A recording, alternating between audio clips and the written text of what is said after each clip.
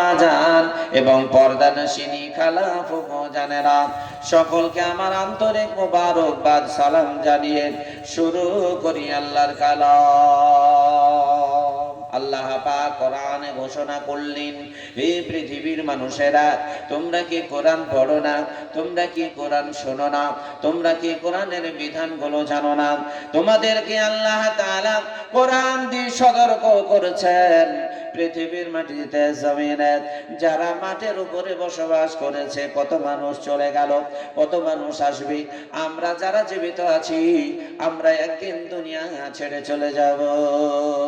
আল্লাহ তাআলা সেজন্য সতর্ক করে বললেন, দুনিয়ার মানুষ তোমরা শুনে রাখো, এই পৃথিবীর মাটিতে ঈমান বাঁচানোর জন্য, ধর্ম বাঁচানোর জন্য, কোরআন বাঁচানোর জন্য, নবীদের কথা মানার জন্য কত যুবকদের জীবন চলে গেছে, কত নওজওয়ানদের জীবন চলে গেছে। আজ পর্যন্ত আমরা দেখতে পাই কত মুসলমানের উপরে কত অত্যাচার হয়, কত নওজওয়ানরা দুনিয়া থেকে চলে যায়। আল্লাহ পাক রব্বুল আলামিন সেজন্য বললেন, ঈমানদারেরা, যারা তোমরা ঈমান এনেছো, যারা তোমরা সৎ কর্ম করেছো, জেনে রাখো দুনিয়াতে তোমাদের কষ্ট হবে, কিন্তু পরকালে তোমাদের জন্য শান্তি রয়েছে। আম হাসিবাতা আন্না আসহাবাল কাহফি ওয়ার রাকিম কানু মিন আয়াতিনা আজাবা। আল্লাহ পাক রব্বুল আলামিন বলেন, এমন একদিনকার ঘটনা, যে সময়কার ঘটনায় সারা পৃথিবীর মুসলমানদের ঈমানকে তরুতাজা করেছিল ওই যুবকের দলেরা, নওজওয়ানেরা। তারা সেই সময় ইতিহাস তৈরি করে গেছিল বাদশা দাকিয়ানুসের জামানায়। এখন তো আমাদের জামানা চলছে, কার? আমাদের সকলেরই জানা। ওই বাদশা দাকিয়ানুসের জামানায় যে সময় ওই দেশের মানুষদের উপরে অত্যাচার করেছিল, যারা ঈমান এনেছিল, কালেমা পড়েছিল, মুসলমানদের নাম ডাকি মতো মুসলমানদের মতো চলন ফেরন করেছিল, মুসলমানদের খাতায় যাদের নাম লিপিবদ্ধ হয়ে গেছিল, ওয়াহদাহু লা শারীকা লাহু, আল্লাহ ছাড়া কোনো শরীক নাই। ওই সময় বাদশা দেশে আইন জারি করেছিল।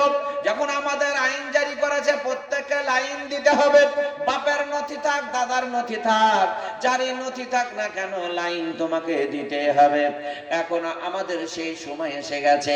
আল্লাহ এই জন্য সূরা আল কাহফের মধ্যে ঘোষণা দিলেন, ঈমানদার ভয় করো না। এর পূর্বে এরকম ঘটনা কত ঘটেছে, উম্মতি মুহাম্মাদীদের মধ্যেও ঘটতে পারে। সেই জন্য তো আল্লাহ তাআলা নবীর মাধ্যমে কোরআন শুনিয়ে দিলেন। আল্লাহু আকবার। বলেন দেখি, বাদশা দাকিয়ানুসের জামানায় আজকের নয়, 2 দিন কেন নয়, 3 দিন কেন নয়, হাজার হাজার বছর হয়ে গেল। সেই জামানার কথা আল্লাহ কেন শোনালেন নবীজিকে? হে নবী গো, তোমার উম্মতদেরকে শুনিয়ে দাও, যুবকদেরকে শুনিয়ে দাও, নওজওয়ানদেরকে শুনিয়ে দাও, তারা যেন দুর্বল না হয়ে যায়। সেই জন্য আল্লাহ তাআলা শুনিয়ে দিলেন যুবকদের কথা। একটি পাহাড়ের দিকে লক্ষ্য করি আল্লাহ তাআলা শোনালেন ঘটনা। কাকে? নবীজিকে। নবীজি শোনালেন কাদেরকে? আমাদেরকে। তাই আপনারা শুনুন আমার বাবা জানারা, হে যুবকেরা, যারা আজকে তোমরা এদিকে ওদিকে ঘুরে বেড়াচ্ছ, মনে করেছ এটা আমাদের শরীর এখন ঠিক আছে, যাদের বয়স হয়ে গেছে জিজ্ঞেস করে দেখো, নামাজ পড়তে যে উঠতে গেলে উজু ভেঙে যায়, টুটে যায়, সূরা পড়তে গেলে ভুল হয়ে যায়, আসরের নামাজ না মাগরিবের নামাজ মনে থাকে না, ইমাম সাহেব যদি 3 রাকাত পড়ে দেয়, মুসল্লি বলে ঠিক আছে, তার মানে সেও ঠিক নাই, জানতে পারে না। বয়স হয়ে গেলে বুঝতে পারবা। আল্লাহ এর জন্য যুবকদের জন্য জানিয়ে দিলেন, আম হাসিবতা আন্না আসহাবাল কাহফি ওয়ার রাকিম, রাকিম পাহাড়ের দিকে লক্ষ্য করে শুনিয়ে দিলেন ওই ঘটনা স্মরণ। সেই জামানায় যে বাদশাহী চালাতো, তার নাম ছিল বাদশা দাকিয়ানুস। এই একটা ব্যবসা চালু করেছিল, ব্যবসার মাধ্যমে তার গোষ্ঠীর সমস্ত কিছু চলবে, কেউ টের পাবে না, জানতে পারবে না।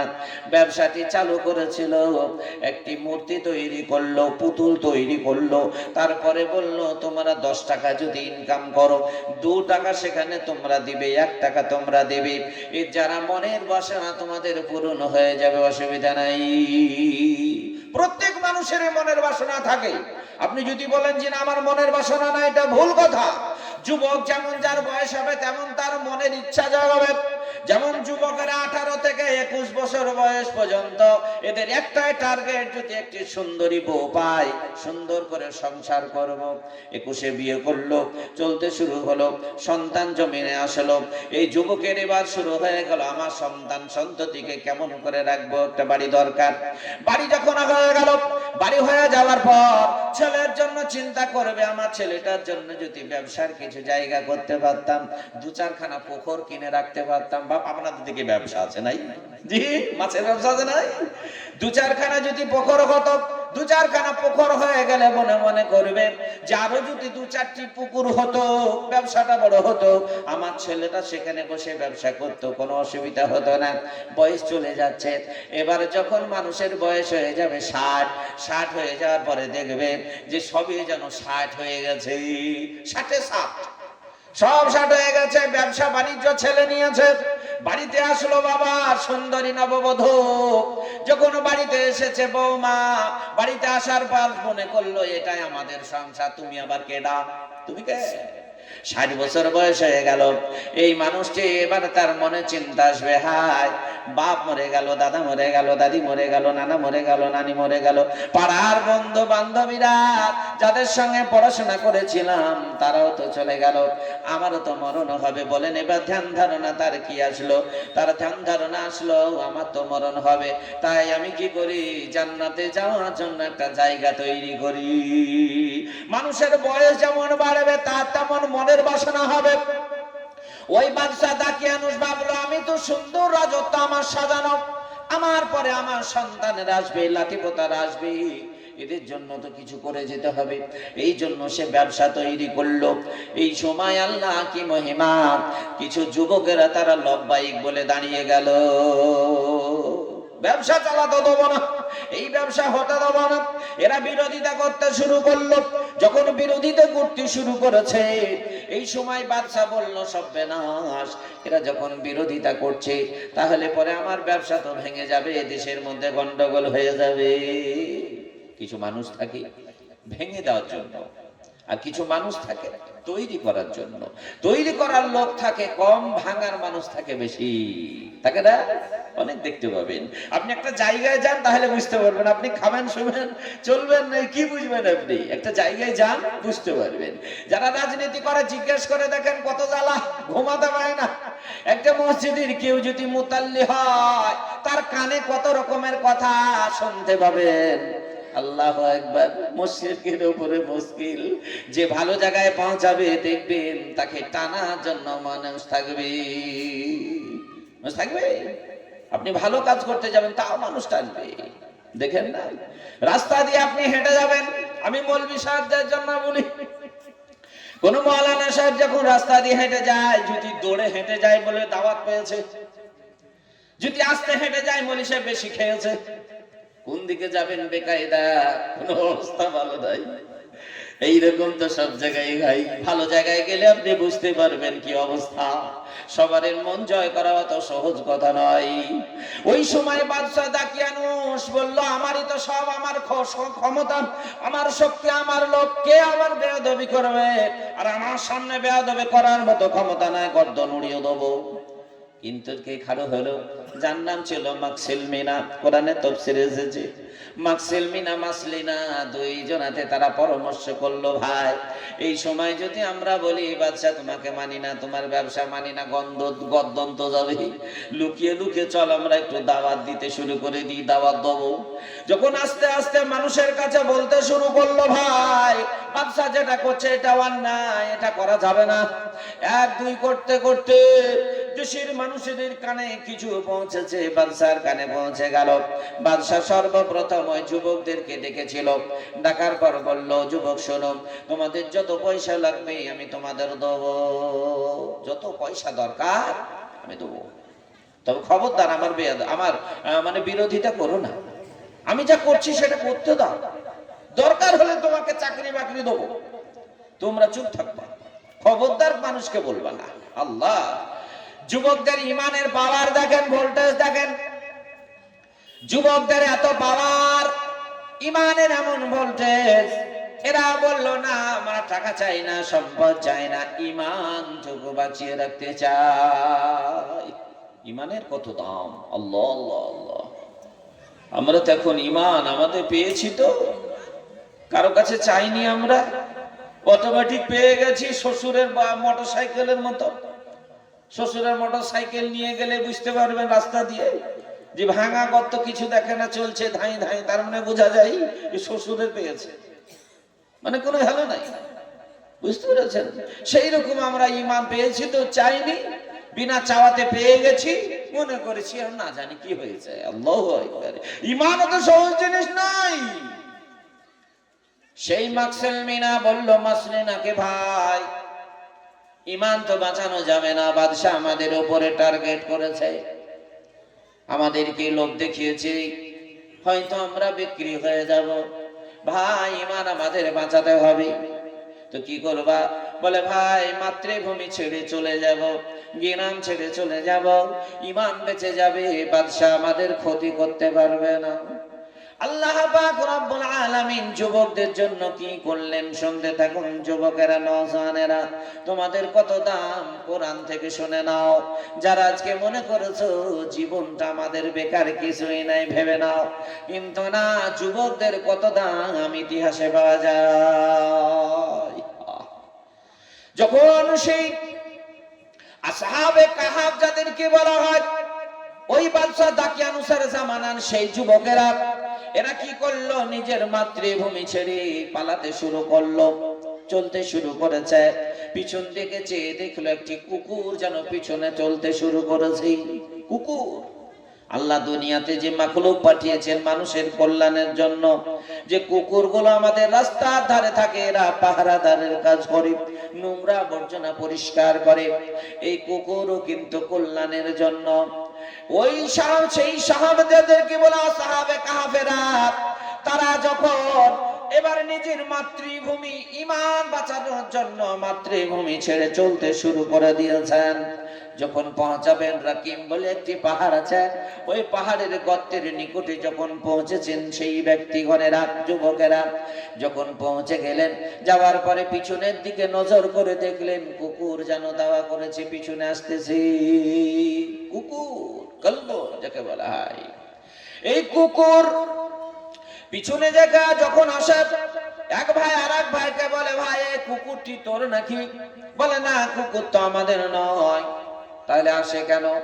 কুকুরকে কি করলো? ঢিল ছুড়লো।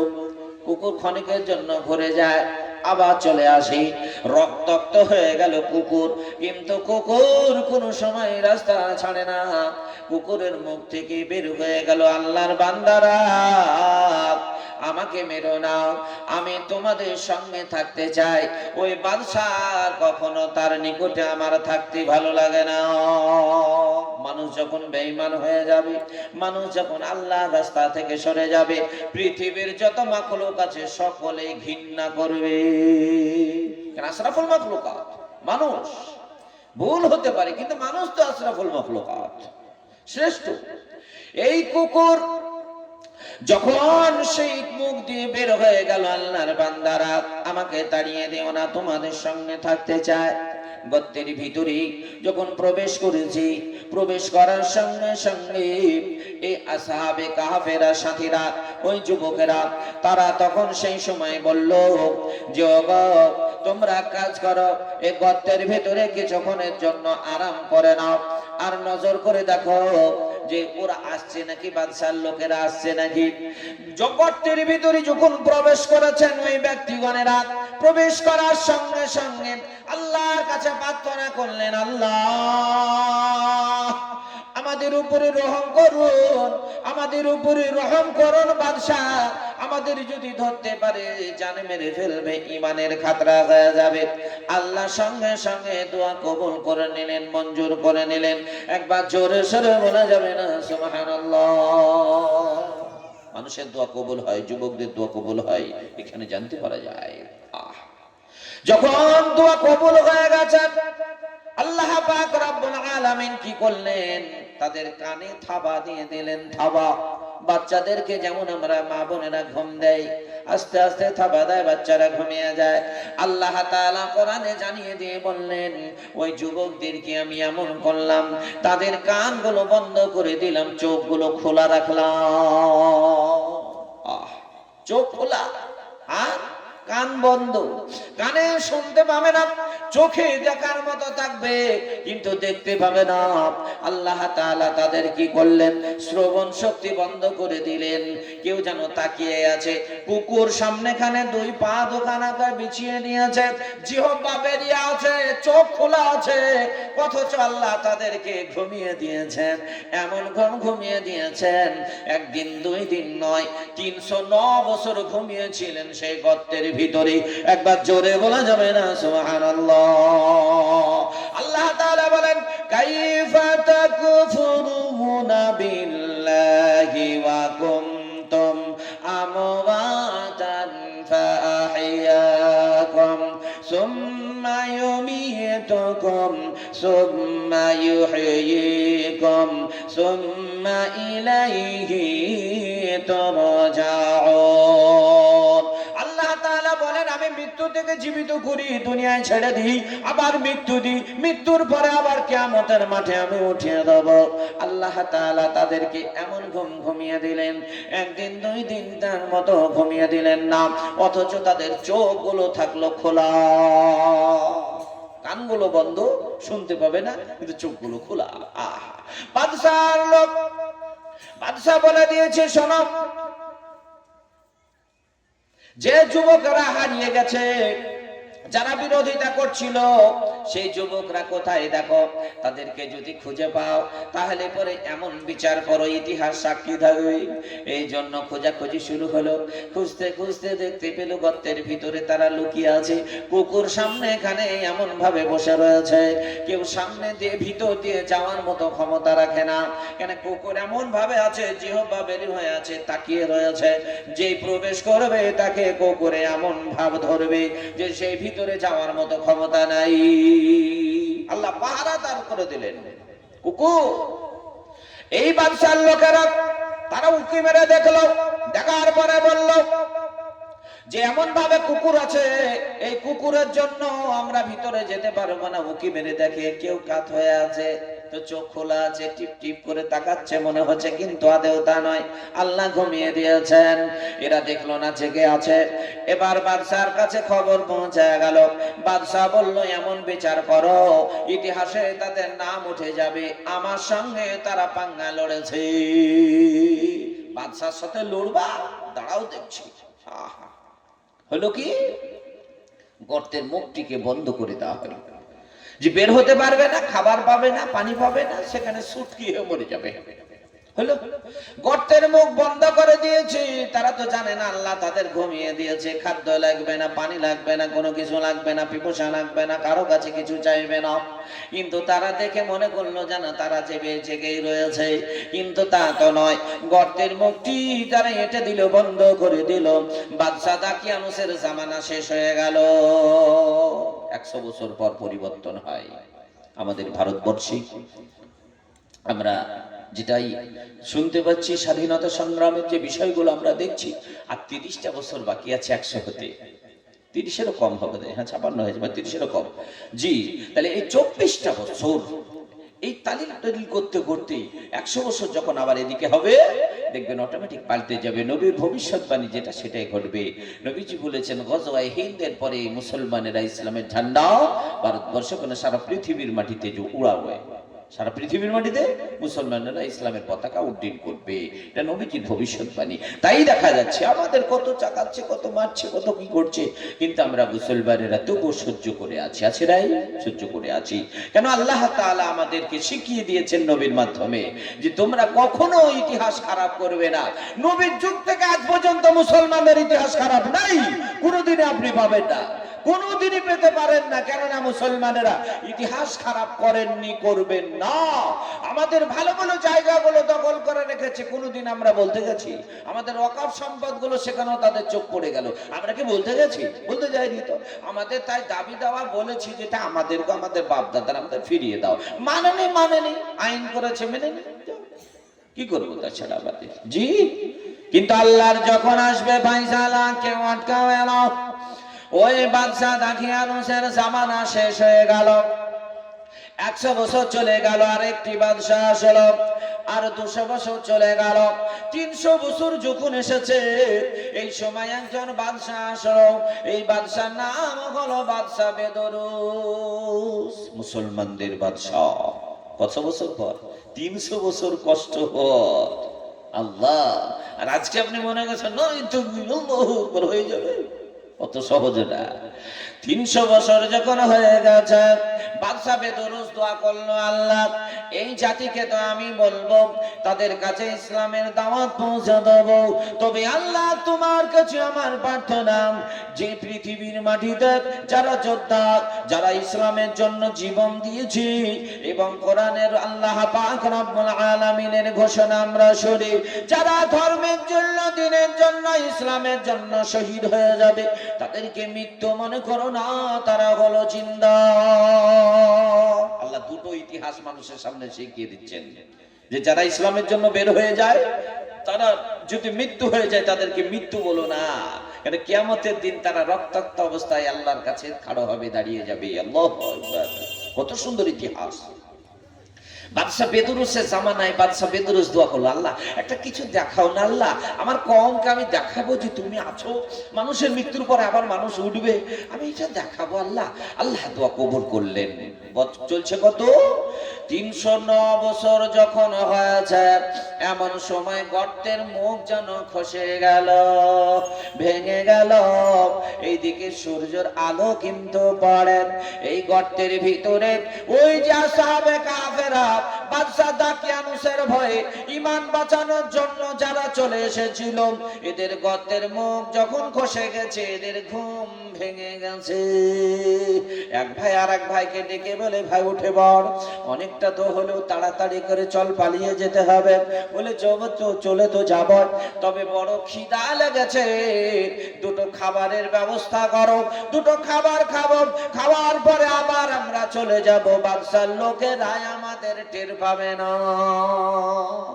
জানতেই পারলো না, 309 বছর ঘুমিয়ে রয়েছে, টেরি পাইনি। আল্লাহু আকবার। আল্লাহ পারে কি পারে না? আল্লাহ সব কিছু পারে। দুনিয়াতে আমরা মানুষ সন্ধ্যায় ঘুমাই, সকালে উঠি, রাতে কি ঘটেছে তাই তো জানতে পারি না। আল্লাহ পারে না? আল্লাহ সবই তো পারে। যখন 309 বছর পর এই আসহাবে কাফেরা তারা যখন গর্তে থেকে উঠে পড়ল, উঠে পড়ার পর এক ভাই আর এক ভাইকে বলল, ভাই চলো বাজারে যাই, দুটো খাবার নিয়ে আসি। বাজারে যখন গেছে গো, যাওয়ার পরে যেন অঘটন হয়ে গেল। কি অঘটন? যে পয়সা দিয়ে রুটি কিনা হলো, এই পয়সাটা সে সময় চলে না, কেন 309 বছরের পুরানো টাকা, আমাদের যুগেই তো চলছে না। 1000 টাকার কত সুন্দর নোট ছিল, আছে নাই? আর 500 টাকার নোট পুরানো, সেটাও যদি এখন বাজারে আপনি নিয়ে যান, 1000 টাকার নোট নিয়ে যান, তো বলবে দেশদ্রোহী, আইন মানে না, লুকিয়ে থিয়েছিল কোথায়, দিছেন আমরা দেখছি। তাহলে 309 বছরের পুরানো টাকা বাজারে চলবেই? চলবে না। এরা কিন্তু জানে না। হোটেলের মালিক বলল, ভাই তোমরা কারা, এ টাকা পেলা কোথায়? চেহারাও মেলে না, পরিবর্তন হয়েছে, কোন দেশের তোমরা? বলে, হাই গো চিনো না, আমার দেশের কর্মী, আমাদের এখানকার। বলে তাই নাকি? বলে হ্যাঁ। এই টাকা কার নাম? বলে বাদশাহ দাকিয়ানুস। বলে বাদশাহ দাকিয়ানুসের ভয়ে তো আমরা এসেছি। বলে তোমরা জানো না 309 বছর টাকার বয়স হচ্ছে? সব বেনাশ। 309 বছর? বলে হ্যাঁ। বলি সব বেনাশ, তাহলে কি হবে? তখন ওই হোটেলওয়ালা, বাজারের মানুষেরা তারা বলল, বলো এই টাকা কোথায় পেলে তোমরা? এ তো খাজানা, পুরানো টাকা, কোথায় তোমরা পেয়েছ? এরা বলতে গেলে ভয় ভাই, বলে বাদশাহ দাকিয়ানুস যদি জানতে পারে জীবন আমাদের শেষ। বলছে শোনো, তোমরা বাদশাহ দাকিয়ানুসের জামানার লোক? বলে হ্যাঁ। এখন তো বেদরুস চলছে, এখন বেদরুসের জামানা, আর তোমরা বাদশাহ দাকিয়ানুস নিয়ে পড়ে রয়েছো। বলে তাহলে কেমন করে ধন্ধ যায়, আই কি ব্যাপার, তো কিছু বুঝে আসে না। এই হোটেলের মালিক তারা এক কাম দোকান করতে করতে বাদশার কাছে খবর পৌঁছা গেল, বহু পুরানো টাকা পাওয়া গেছে, লোকও পাওয়া গেছে। বলে ধর, তাদের ধরে রেখেছে। বলে চল কোন গর্তের ভিতরে তোরা আছিস, চল গর্তের ভিতরে। যখন সেই জায়গা দেখানোর জন্য আসহাবে কাফেরা, ওই বাদশাহ দাকিয়ানুসের জামানের মানুষেরা, যুবকেরা, এরা বলল চলো তাহলে আমরা দেখিয়ে দেব কোন গর্তের ভিতরে আমাদের আরো সাথীরা রয়েছে।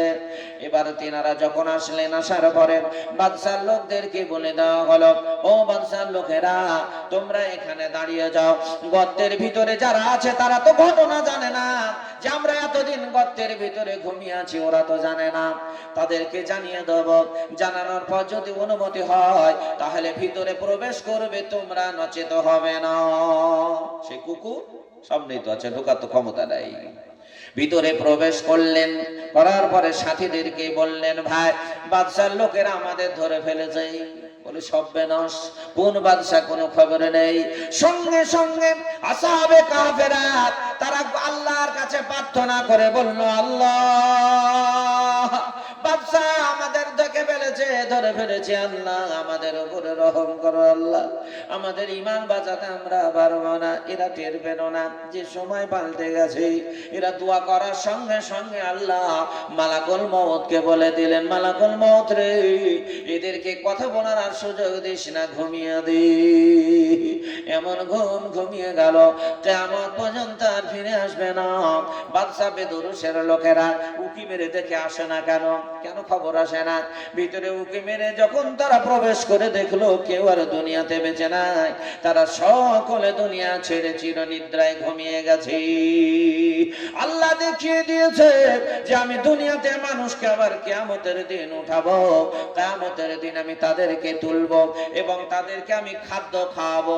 আল্লাহ তাআলা দুনিয়াতে দেখিয়ে দিয়েছিলেন, কোরআন তার সাক্ষী, আম হাসিবতা আন্না আসহাবাল কাহফি ওয়ার রাকিম কানু মিন আয়াতিনা আজাবা। আল্লাহ পাক রব্বুল আলামিন এর দ্বারা সারা পৃথিবীর মুসলমান যুবকদেরকে বলে দিয়েছেন যে তোমরা কখনো নত হবে না, কখনো তোমরা ইসলামের ছায়াতলে থাকবে, ইসলামের বাইরে কোনো সময়ের জন্য চলে যাবে না। আল্লাহ তাআলা তোমাদের হেফাজত করবেন, এর দ্বারা এটাই প্রমাণ হয়ে যায়। তাও তো যুবকরা আসে না, যুবকদের জালসা শুনে আমার লাভটা কি হইল? তাহলে বয়স্কদের জালসা শুরু করি, যেহেতু যুবকরা নাই, ওরা বাদাম খেতে ব্যস্ত, তো খাক, যত পারে খাক। জি, জেনে রাখবেন কোরআনে আল্লাহ তাআলা বলেছেন যে পৃথিবীতে যখন কোন যুবক 12 বছর থেকে যখন তার মানে আল্লাহ তাআলার খাতা শুরু হয়ে যায়, সাবাল্লিগা হয়ে যায়, তখন একেবারে সাদা খাতার মতো তার হৃদয়টা, একের পর এক যখন গুনাহ করতে থাকে, একটা একটা করে দাগ পড়তে থাকে। আর এই দাগ পড়ার কারণে সব সাদা কাগজটি আর সাদা থাকে না, কালো হয়ে যায়। এইবার তারপরে তার ইবাদত ভালো লাগবে না, কোরআন ভালো লাগবে না, ধর্ম ভালো লাগবে না, ইসলাম ভালো লাগবে না, অটোমেটিক তার সাদা কাগজ আর সাদা নাই, কালো হয়ে গেছে। এই জন্য যুবকের এখন আর আসতে পারে না, মনে হয় তাদেরও কালো হয়ে গেছে। জি ভাই জানেরা, আমার আব্বা জানেরা, আল্লাহ পাক রব্বুল আলামিনের কোরআন আরো বলেছে, আরো শোনায়, ওয়ালা নাবলুওয়ান্নাকুম বিশাইইম মিনাল খাউফি ওয়াল জু'i ওয়া নাকসিম মিনাল আমওয়াল ওয়াল আনফুসি ওয়াস সামারাত ওয়া বাশশিরিস সাবিরিন।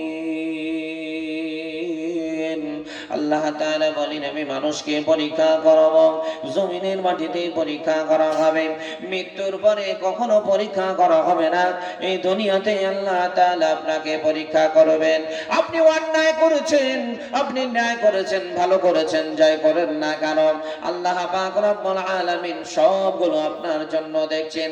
যারা ধৈর্য ধারণ করবে, যারা সবর করবে, ফসল লোকসান হয়ে গেছে, সন্তান মারা গেছে এবং আপনার ব্যবসার মধ্যে লোকসান হয়ে গেল, ফসলের মধ্যে লোকসান হয়ে গেল। আল্লাহ তাআলা বলেন তোমরা ধৈর্য রাখবি, যদি তোমরা ধৈর্য না রাখো তাহলে তোমরা শুনে নাও। পৃথিবীতে আমরা শুনি নমরুদের কথা, শুনি নাই? শুনেছি। পৃথিবীতে শুনেছি ফেরাউনের কথা, শুনেছি না শুনে নাই? আমরা শুনেছি সাদ্দাত বাদশার কথা, কারুন বাদশার কথা শুনেছি, এবং শ্রেষ্ঠ নবী মুহাম্মদুর রাসূলুল্লাহ সকলে বলুন সাল্লাল্লাহু তাআলা আলাইহি ওয়াসাল্লাম, তিনি যখন আসলেন জমিনে, এই জামানায় সেই বড় বড় মহান ব্যক্তিদের নাম আমরা শুনেছি। এই ব্যক্তির নাম আমরা শুনেছি আবু জেহেল, উতবা, সাইবা, আবু লাহাব। বাজারাই দুনিয়াতে আল্লাহ পাক রব্বুল আলামিন কোরআনের মাধ্যমে জানিয়ে দিয়েছেন ধৈর্য ধরেছিল এই ব্যক্তিরা, যারা পৃথিবীর মাটিতে ধৈর্য ধারণ করেছে। আল্লাহ পাক রব্বুল আলামিন তাদের জন্য কি করেছেন, আমি এই বিষয় নিয়ে আজকে আপনাদের সামনে আলোচনা করতে চাই। এবং জান্নাতে যাবে কারা, জাহান্নামের দিকে যাবে কারা, এই দুটো বিষয় আপনাদের সঙ্গে আলোচনা করব আমার আব্বু।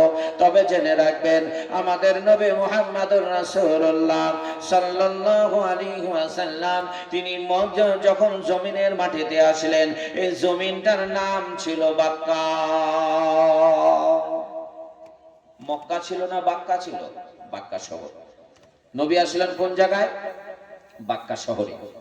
যখন আস্তে আস্তে আল্লাহ তাআলা নবীজিকে বড় করতে শুরু করলেন, বড় হতে শুরু করলেন, 6 বছর যখন তিনার বয়স হয়েছে, মা জননীকে হারালেন। হারান নাই? হে দুনিয়ার মানুষ, হে পৃথিবীর মানুষ, আজ আমাদের বাপ মা বেঁচে আছে। নবীজি দুনিয়াতে আসবেন তার আগেই তো তিনার পিতা দুনিয়া থেকে বিদায় নিয়েছেন। মাত্র 6 বছর বয়স হয়েছে, সেই সময় মা জননী দুনিয়া থেকে বিদায় নিয়ে চলে গেছেন। নবীজি বা বিশ্ব নবী মুহাম্মদ সাল্লাল্লাহু আলাইহি সাল্লাম এবার তিনি মাকে যখন হারালেন, দাদার কাছে থাকতে শুরু করলেন। 8 বছর বয়স যখন হয়েছে নবীজির, দাদা যেন দুনিয়া থেকে বিদায় নিলেন। বলেন, যিনি শ্রেষ্ঠ নবী, যিনি আখিরি নবী, যিনি নবীদের নবী, তিনি দয়ার নবী, মায়ার নবী, রহমতের নবী, সেই নবী দুনিয়াতে আসলেন, আল্লাহ সুপার পাওয়ার নবীকে দিলেন। তারপরে দেখেন বাপ হারালেন, মা হারালেন, দাদা হারালেন, চাচার বাড়িতে আশ্রয় নিলেন। চাচার বাড়িতে যখন তিনি থাকতে শুরু করলেন, 17 বছর বয়স যখন শুরু হয়েছে আমার নবীর, হে পৃথিবীর মুসলমানেরা, ইমানদারেরা, তোমাদের লজ্জা লাগা না, ঘৃণা লাগা না? আমার নবী 17 বছর বয়সে ব্যবসার সমস্ত কিছু শিখে নিয়েছিলেন। 17 বছর বয়সে নবীজি ব্যবসা করা সব শিখে নিয়েছিলেন চাচার হাতখানা ধরে। 17 বছরের যুবকেরা আমাদের এখন মোবাইল নিয়ে খেলা করে, মোবাইল নিয়ে খেলা করে, ব্যবসা বোঝে না, কিছুই বোঝে না। শুনে নাও, আমার নবীজি মা হারিয়েছেন, আব্বাকে চোখে দেখেন নাই, দাদার সঙ্গে কথা বলবেন। কিছুদিনের মধ্যে দাদা চলে গেছেন, চাচার বাড়িতে থাকতে শুরু করলেন। 17 বছর বয়সে তিনি ব্যবসা শিখেছিলেন। 17 বছর বয়স থেকে তিনি ব্যবসার এমন পারদর্শী শুরু করলেন। এমন সময় চাচা যান হাতখানা ধরে নিয়ে চলে গেলেন কোথায়? নিয়ে গেলেন খাদিজার বাড়িতে। তদরন্তিন কালে খাদিজার এত ব্যবসা ছিল, তার আব্বা এত ব্যবসায়িক ছিল। ব্যবসায়ী থাকার কারণে এই খাদিজা রাদিয়াল্লাহু তাআলা আনহা তিনি বিবাহ বসলেন, কিন্তু স্বামী মারা গেল, আবার বিবাহ দেওয়া হলো, স্বামী মারা গেল। পিতা খালিদ ভাবলেন, তাই তো আমার মেয়েটাকে আবার কোথায় বিয়ে দেব না, ব্যবসায় লাগিয়ে দিই। ব্যবসার দায়িত্ব দিয়েছিলেন কাকে? খালিদের কন্যা খাদিজা রাদিয়াল্লাহু তাআলা আনহাকে। এই বিশ্বের মহিলারা শুনে রাখো, দুনিয়াতে ইতিহাসগুলো জেনে রাখা দরকার আমাদের। বিশ্ব নবী মুহাম্মদ সাল্লাল্লাহু আলাইহি সাল্লামের সমস্ত চরিত্র, আমাদের যে ইতিহাসগুলো ছিল আজ মুছে দিয়েছে। ভারতবর্ষের মাটিতে মুসলমানদের যত ইতিহাস আছে সব এক এক করে মুছে দিচ্ছে। আগামীতে আমাদের নবীজির নাম নিশানা মিটিয়ে দেওয়ার জন্য এমন ভাবে পরিকল্পনা চালিয়েছে। আমাদের মাদ্রাসা বন্ধ করার টার্গেট নিয়েছে, মসজিদের ইমামতি করার টার্গেট, বন্ধ করার টার্গেট নিয়েছে। মুসলমান ছেলেদেরকে ধর্ম শিক্ষার দিক থেকে পিছিয়ে রাখার জন্য টার্গেট নিয়েছে। আগামীতে আমাদের নবীজিকে আমাদের ঘরের ছেলেরাই গালি দেবে, কারণ তারা ইতিহাস না জানার কারণে, ইতিহাস থেকে দূরে রাখার কারণে, ধর্ম থেকে দূরে রাখার কারণে, ইসলাম থেকে দূরে দূরে রাখার কারণে, নামাজ থেকে দূরে রাখার কারণে এক কথায় পৃথিবীর মাটিতে ইসলামের ঝান্ডার তল থেকে সরানোর চক্রান্ত চলছে। সেই জন্য তো এইরকম টার্গেট নিয়েছে। শুনে রাখুন, আমার নবী, বিশ্ব নবী, মায়ার নবী, দয়ার নবী মুহাম্মদুর রাসূলুল্লাহ সাল্লাল্লাহু আলাইহি ওয়াসাল্লাম, তিনি দেখেন একটি মজার ঘটনার মধ্যে পাওয়া যায় বয়স তখন 17 বছর বয়স। 17, এই 17 বছর বয়সে নবীজি তিনি ব্যবসার জন্য সব কিছু শিখে নিয়েছেন। ব্যবসার জন্য সব কিছু শিখে নিয়েছেন। কিন্তু তার বন্ধু, নবীজিরও তো বন্ধু ছিল, এই বন্ধুদের মধ্যে কিছু বন্ধু বলল, চল ভাই চল আমরা এক জায়গায় যাব। তো কোথায় যাব? মরুভূমির এক প্রান্তরে, সেইখানে কিছু গান বাজনা হবে।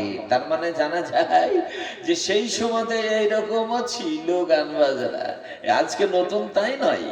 তো নবীজিকে, তখন নবী হননি, তো নবীজিকে বন্ধুরা বলল, চল, তুই না গেলে আমাদের ভালো লাগবে না, চল। নবীজি যাবেন না, এরা দুই দিকে কাঁধে ধরেছে, নবীজিকে নিয়ে যাচ্ছে। আল্লাহ তাআলা এমন ঘুম দিয়েছেন আমার নবীকে, উনি বালুর উপরে শুয়ে গেছেন। আল্লাহ সে জায়গা পৌঁছাবেন না, উনি ঘুমিয়ে গেছেন। বন্ধুরা বলেন, একে নিয়ে যেমন এখানে থুয়ে দে। ওই বালিতে ভরে নবীজি ঘুমাচ্ছেন। এইদিকে ওরা সেইখান থেকে ফিরে এসে দেখে নবী সেখানেই ঘুমাচ্ছে। আল্লাহু আকবার। আহা, বিশ্ব নবী মুহাম্মদুর রাসূলুল্লাহ সাল্লাল্লাহু আলাইহি ওয়াসাল্লামকে আল্লাহ হেফাজত করলেন। হালিমা তিনি বলেন, যখন আমার বাড়িতে নবী ছিলেন, যদি ওই কাপড়গুলো হাঁটুর উপরে উঠে যেত, নবীজি চিৎকার করে উঠতেন, আর আমি সঙ্গে সঙ্গে সেই কাপড় দিয়ে ঢেকে দিতাম, আমার নবী ঘুমিয়ে যেতেন। সেই নবীর আমরা উম্মত। নবীজি তিনি কি করলেন, যখন চাচার হাতখানা ধরে ব্যবসা শিখে নিয়েছেন, চাচা বলে দিয়েছে, মুহাম্মদ সাল্লাল্লাহু আলাইহি সাল্লাম, চলো গো, তুমি তো ভালো ব্যবসা করতে পারবে, সব বুঝতে পারবি, ব্যবসা আমার কাছে শিখে নিয়েছো, চলো ওই খাদিজার বাড়িতে তোমাকে নিয়ে যাই, ব্যবসার জন্য তোমাকে দিয়ে আসি। নবীজি চলে গেলেন ওই খাদিজার বাড়িতে, চাচার হাতখানা ধরে চাচা যান খাদিজাকে বলে দিয়েছে, খাদিজা, এই আমার যদি মুহাম্মদকে তুমি নাও, তোমার ব্যবসার কোনোদিন ক্ষতি হবে না, কোনোদিন তোমার ব্যবসার লোকসান হবে না, কোনোদিন চুরি করবে না, ডাকাতি করবে না। আমি তার চাচা হয়ে দায়িত্ব নিয়ে বলছি, মুহাম্মদ কখনো তোমার ক্ষতি করবে না। তবে শুনে নাও, এর বাপ নাই, মা নাই, এবং তার দাদাও নাই, আমি তার চাচা। আমি দায়িত্ব হয়ে বলছি, তুমি যদি ব্যবসার মধ্যে আমার মুহাম্মদকে নাও, আমার মুহাম্মদ কত ভালোবাসতেন, আমার মুহাম্মদকে যদি নাও, আমি তাহলে তোমার কাছে দিয়ে দিতে চাই।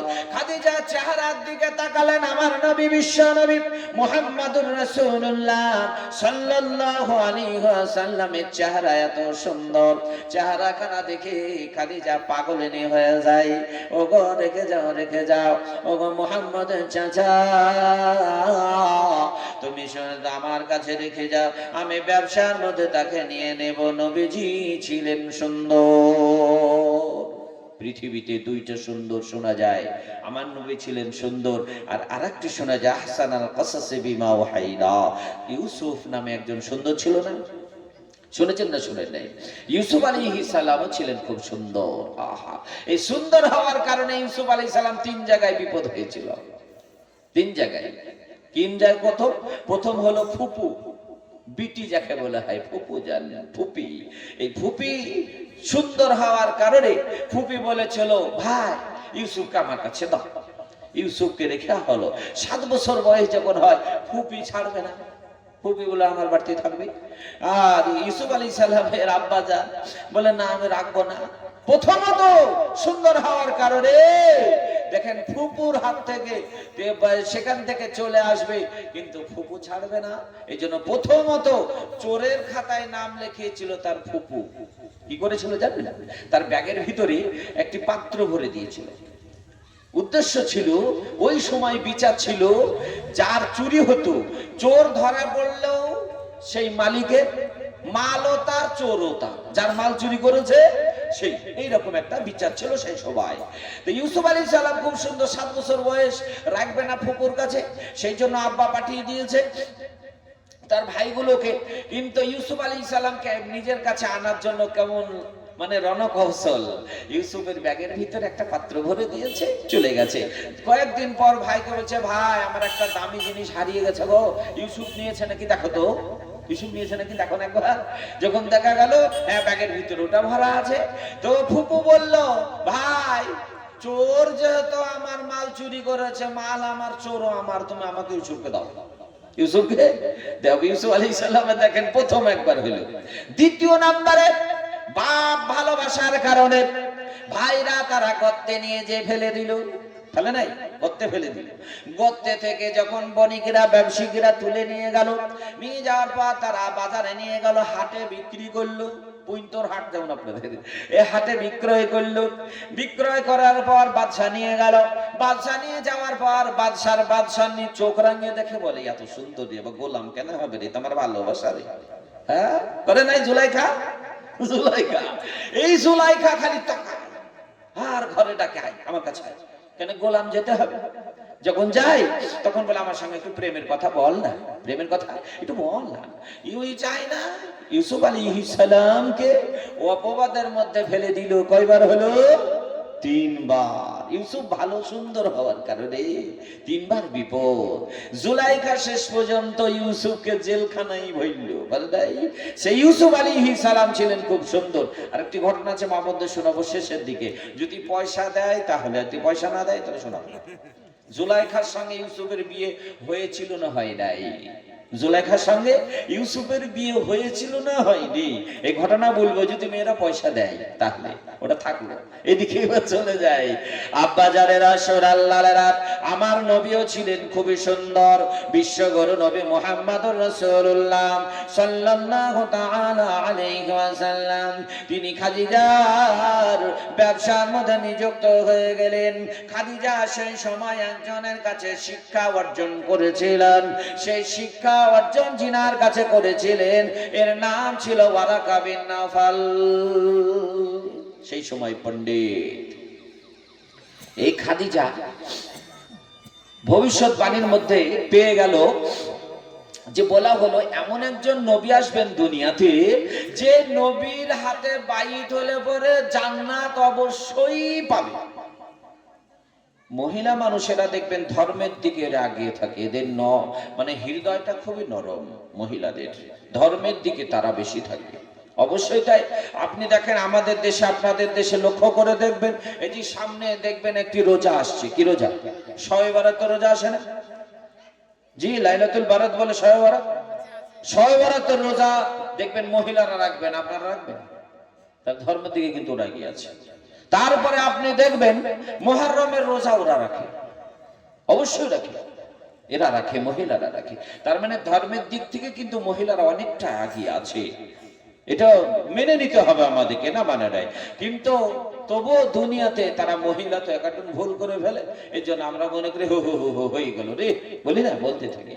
আহা, খাদিজা রাদিয়াল্লাহু তাআলা আনহা, তিনি ওয়ারাকা বিন নাওফাল এর কাছে শিক্ষা অর্জন করে জানতে পারলাম যিনি শেষ জামানার নবী হবেন, তিনার হাতে কালেমা পড়লে পরে জান্নাত পাওয়া যাবে, স্বর্গে যাওয়া যাবে।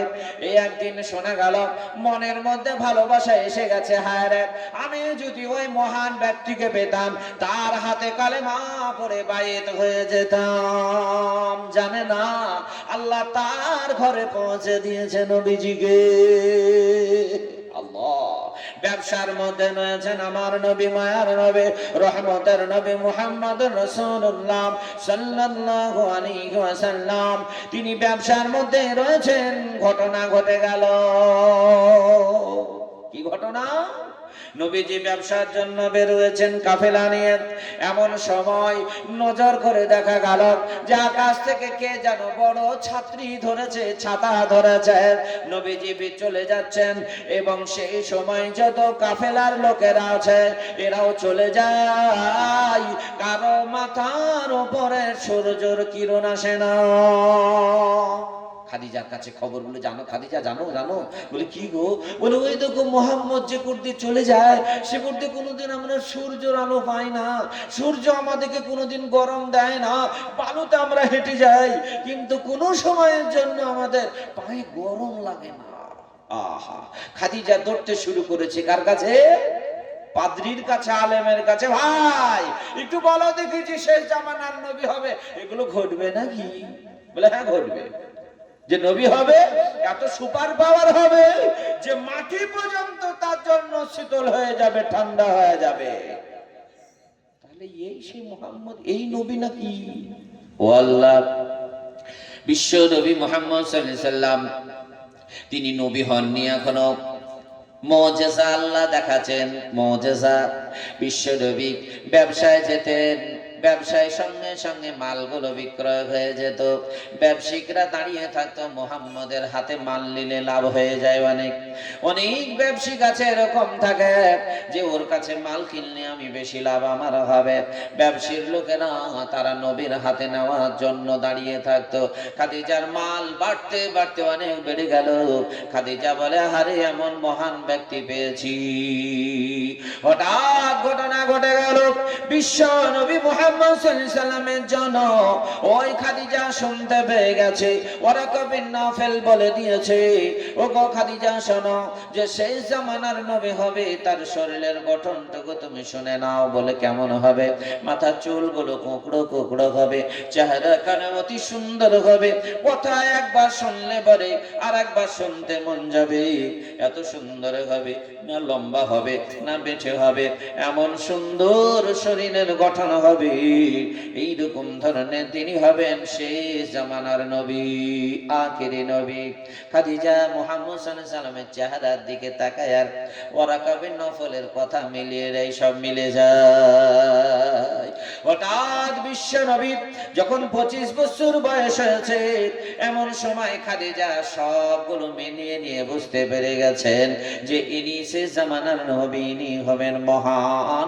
এই জন্য তিনি বিয়ের প্রস্তাব দিলেন। বিয়ের প্রস্তাব দেওয়ার পর নবীজি জানিয়ে দিয়েছিলেন, ও গো শুনে নাও খাদিজার দাসী, তুমি আমার কাছে বিয়ের প্রস্তাব দিতে আসিও না, কেননা আমার একজন ওলি আছে, আমার একজন গার্জেন আছে। আমার বাপ নাই কি হয়েছে, আমার মা নাই কি হয়েছে, তবে আমার চাচা জান এখনো পর্যন্ত জীবিত আছে। এই চাচা জান যদি আমার বিয়ের ব্যাপারে কথা বলে তিনি বলতে পারবেন। অতএব আমার মালিক থাকার পর, আমার ওলি থাকার পর আমি কোনোদিন বিয়ের জন্য কিছু বলবো না। প্রস্তাব দিল কে? খাদিজা। তার দাসীকে দিয়ে পাঠিয়ে দিয়েছে, জিজ্ঞেস কর মুহাম্মদ কি আমাকে বিয়ে করবে সাল্লাল্লাহু আলাইহি সাল্লাম। যখন ওই দাসী নবীজিকে বললেন, বলার সঙ্গে সঙ্গে দাসীকে নবীজি বলে দিয়েছেন আমার চাচা আছে। দৌড় মেরেছে চাচার কাছে, যাওয়ার পরে বলতে শুরু করে দিয়েছে, বলো গো আমি মুহাম্মদের কাছে গেছিলাম, খাদিজা মুহাম্মদ সাল্লাল্লাহু আলাইহি সাল্লামকে বিয়ের জন্য আমাকে পাঠিয়েছে।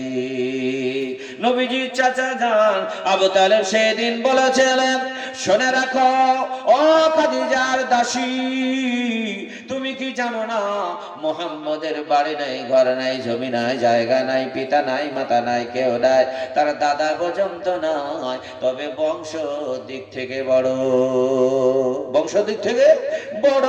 সেই জন্য যদি সব জানার পর বিয়ে করতে চায় আমার তরফ থেকে বাধা নাই, যাও বলে দাও। আমি তার চাচা দায়িত্ব হয়ে বলি, আমি মুহাম্মদ সাল্লাল্লাহু আলাইহি সাল্লামের সঙ্গে খাদিজার বিয়ে দেব। বয়স কত চলে বলেন খাদিজার? 40 বছর বয়স। নবীজির 25 বছর বয়সে আল্লাহর ইশারায় খাদিজার সঙ্গে বিয়ে হয়ে যায়। খাদিজার সঙ্গে বিয়ে শুরু করলেন, 10 বছর তিনি সংসার করলেন। 35 বছর বয়স যখন নবীজির হয়ে যায়, আল্লাহ সন্তান দিলেন।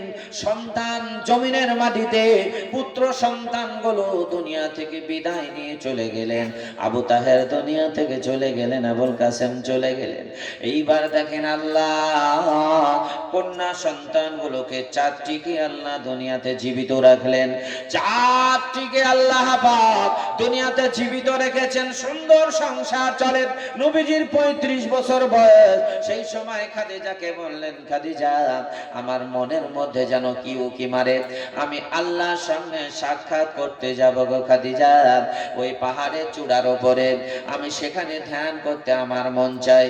খাদিজা সেই সময় বলেছিলেন, স্বামী গো আপনার যেটা ইচ্ছা আপনি সেটা করবেন, আমি বাধা দেব না। দেখেন কেমন ছিলেন স্ত্রী, আহারে কেমন স্ত্রী, বড় লোকের মেয়ে এবং অনেক সম্পদ থাকার পরে নবীকে বিয়ে করেছেন। কোনদিন নবীজিকে বলেননি এটা করবেন কেন, এটা করবেন কেন, আমি তো বড় লোকের মেয়ে, এই কথা কোনদিন বলেননি। আমাদের মা বোনেরা যদি কোনো বড় লোকের মেয়ে হয় আর গরিবের ছেলের সঙ্গে বিয়ে হয়, ঘরে বসে বসে বলে আমি বড় লোকের মেয়ে, তোমার কথা শুনবো নাকি, বলে না, বলতে থাকে। খাদিজা রাদিয়াল্লাহু তাআলা আনহা কোন ইতিহাসের মধ্যে পাওয়া যায় না।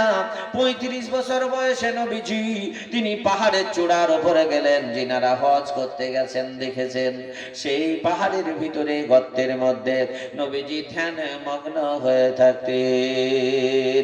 5 বছর ধ্যান করেছিলেন। 35 বছর বয়স থেকে নিয়ে 40 বছর বয়স পর্যন্ত 5 বছর তিনি পাহাড়ের গুহায় বসে বসে আল্লাহর ধ্যানে মগ্ন হয়ে থাকতেন। এই 5 বছর মেহনতের কারণে আল্লাহ তাআলা এমন একটি ধর্মগ্রন্থ দিলেন যে ধর্মের নাম হলো আল কোরআন। কত বছর মেহনত করলেন? 5 বছর। 5 বছর মেহনত করার পর আল্লাহ তাআলা কি দিলেন? কোরআন, ধর্মগ্রন্থ। আল্লাহ পাক রব্বুল আলামিন নবীজিকে কোরআন অবতীর্ণ করলেন এবং সঙ্গে সঙ্গে বললেন তুমি সারা পৃথিবী শ্রেষ্ঠ নবী। জোরে বলেন সুবহানাল্লাহ। সেই সময় এলাকা ভিত্তিক তার আগের নবীরা এসেছেন। মুসা নবী এক এলাকায়, আইয়ুব নবী আর এক এলাকায়, দাউদ নবী এক এলাকায়, সুলাইমান নবী আর এক এলাকায়। এরকম ছিল কি ছিল না? কিন্তু আমার নবী বিশ্ব নবী মুহাম্মদুর রাসূলুল্লাহ সাল্লাল্লাহু আলাইহি ওয়াসাল্লাম সারা পৃথিবীর শ্রেষ্ঠ নবী। আল্লাহ তাআলা ঘোষণা দিলেন যে তুমি হলো সারা পৃথিবীর শ্রেষ্ঠ নবী, তোমাকে আমি ধর্মগ্রন্থ আল কোরআন দিলাম। নবীজি কোরআন অবতীর্ণ হলো। তিনি কাঁপতে কাঁপতে খাদিজার কাছে আসলেন। খাদিজা রাদিয়াল্লাহু তাআলা আনহা তিনি বললেন, ভয়ের কোনো কারণ নাই, আমি সব শিক্ষা অর্জন করে বসে আছি। যে আখেরি জামানার নবী হবেন এই ঘটনাগুলো ঘটবে, ভয়ের কোনো কারণ নাই। কেউ মানুক আর না মানুক, আমি খাদিজা তোমার কানের কাছে সাক্ষী দিলাম, আশহাদু আল্লাহ ইলাহা ইল্লাল্লাহ ওয়া আশহাদু আন্না মুহাম্মাদান আবদুহু ওয়া রাসূলুহু। দয়ার নবী, মায়ার নবী, আর আসিবে না জগতে আমার। দয়ার নবী, ধ্যানের ছবি, আর আসিবে না জগতে। নবী উম্মতের কান্ডারি, শক্তির দিশারি। নবী উম্মতের কান্ডারি, শক্তির দিশারি। শাফায়াত করিবেন হাসরেতে। দয়ার নবী, ধ্যানের ছবি, আর আসিবে না জগতে। 63 সাল জিন্দেগি কাটছে বলে উম্মতি, 63 সাল জিন্দেগি কাটছে বলে উম্মতি। এখনো কান্দেন মদিনাতে। দয়ার নবী, ধ্যানের ছবি, আর আসিবে না জগতে আমার। মায়ার নবী, ধ্যানের ছবি, আর না আসিবে না জগতে। নবীজি নবী হয়ে আসলেন। খাদিজা তিনি সাক্ষ্য দিলেন, দেশের মধ্যে এক এক করে ইসলামের দাওয়াত দিতে শুরু করলেন। এ মুসলমান, ও আমার আব্বা গো, ও আমার মা জননীরা, যখন এক এক করে ইসলামের দাওয়াত দিতে শুরু করেছেন, একে একে দুশ্মন হতে শুরু করে দিয়েছেন। ওই দুশ্মনী যখন চালাতে শুরু করে দিয়েছে, নবীজির কাছে যারা বায়েত হতে শুরু করলো, এদিকে আবু জেহেল উতবা সাহেবা এরা বলল সর্বনাশ, এ আমাদের কাছে নবী দাবি করেছে, এ আমাদের কাছে সে নিজে নেতা হতে চায়, আমরা থাকতে কোনোদিন তাকে নেতা হতে দেব না। আমাদের যেমন দেশে মুসলমানের চাকরি কেড়ে নিল, মুসলমানের শিক্ষার জায়গাগুলো কেড়ে নিল, মুসলমানদের সামনে উঠবে এটা তারা চায় না। এইরকমই আজকে শুধু মুসলমানদের দুশ্মন হচ্ছে তা নয়, সেই যুগে দুশ্মন ছিল মুসলমানদের। বিশ্ব নবীকে তারা কি করলো, তারা মনে মনে করলো এই নবীকে আমরা নেতা মানব না, এই নবীকে আমরা উঁচুতে উঠতে দেব না, দুশ্মনী করতে শুরু করলো। কিন্তু ভিতরে ভিতরে নবীর হাতে বায়াত হয়ে মুসলমান হতে শুরু করে দেয়। নবীজি এক এক করতে করতে তিনি যখন ইসলামের দাওয়াত দিতে শুরু করেছেন, এমন সময় খাদিজা রাদিয়াল্লাহু তাআলা আনহা তিনি দুনিয়া থেকে চিরনিদ্রায় ঘুমিয়ে গেলেন, বিদায় নিয়ে চলে গেলেন। নবীজি দুইবার তিনি কান্না করেছিলেন, এমন কান্না তিনি ব্যথায় ব্যথিত হয়ে গেছিলেন। প্রথম কান্না করেছিলেন যে সময় তিনার চাচা যান দুনিয়া থেকে বিদায় নিয়ে চলে যায়। চাচা মারা যাওয়ার পর নবীজি কান্না করেছিলেন, পায়ের মাটি সরে গেল। কেন? চাচা বলেছিল, শোনো, মুহাম্মদের যদি একটি পশম তোমরা নিয়েছ, আমি চাচা বেঁচে থাকতে সহ্য করব। কেউ সে সময় তাকাতে পারেনি। তারপরে চাচা যখন মারা গেল, এই চাচা মারা যাওয়ার পর তারপরে পরে খাদিজা রাদিয়াল্লাহু তাআলা আনহা তিনিও যখন দুনিয়া থেকে পরলোক গমন করে চলে গেলেন, নবীজির পাশে থাকার মতো আর কেউ নাই। এই সময় আবু জেহেল উতবা সাহেবা এরা পরামর্শ করেন রাত্রের অন্ধকারে মার্ডার করার জন্য ঘিরে নিল নবীজি। সেই সময় তিনি কি করলেন, আল্লাহ তাআলার ইশারায় তিনি মক্কা ছেড়ে মদিনার দিকে রওনা হলেন। আল্লাহু আকবার।